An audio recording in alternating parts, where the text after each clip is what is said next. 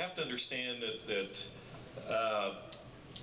my generation grew up with no knowledge of this event in Canadian history, not taught in our schools.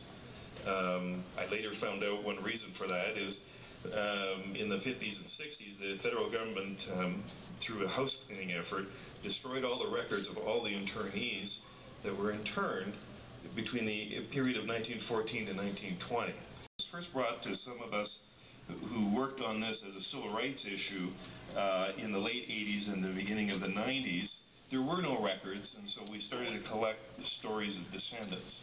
And one descendant led to another, led to pictures, led to the Canadian Guards, families, descendants of those guards who had artifacts and pictures of where their men were sent. Most people don't know that between the period of 1914 and 1920, in 23 internment camps, the Canadian government interned civilians.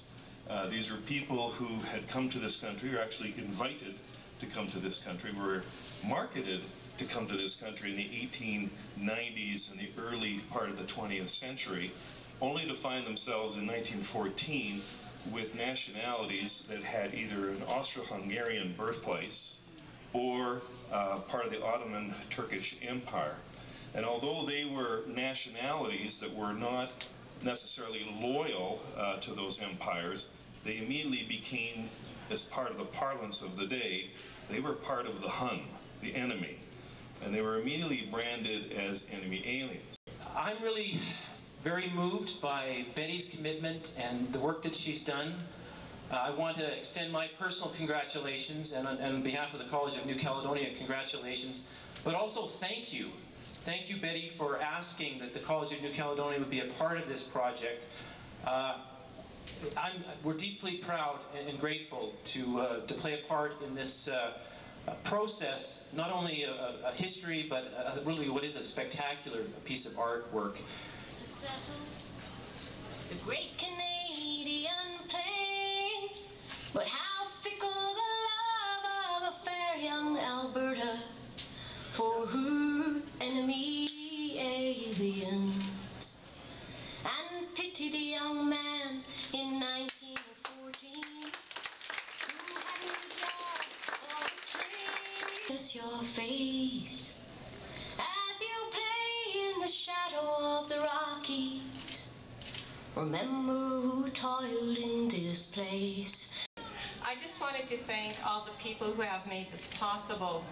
Of course, firstly, there's the World War I Internment Recognition Fund and Council and CNC. But also, as I have so many times said, nothing ever happens by oneself. And so all the friends in my beloved family who support me and who understand that their sister has got to spend a zillion hours a week in the studio, and they don't give me heck, and they don't get resentful, and they honor my time, thank you so much. And I just heard of this possibility. At first I kind of went blank, thought, what can I do? Yes, this is definitely exactly the kind of work I do, but what am I going to do? And then I was walking, and you know, there's someone who said that angels talk to a person while you're walking, and I had a vision of what it could be, not what it would be, but what it could be. And so I was able to do the work, get the sketch, do the writing, and so on, and just squeak in under the door, just in the nick of time, to put my submission in. And then to my delight, I received the grant and further support from John Bowman and the college and all the folks here, and had the opportunity to do this piece.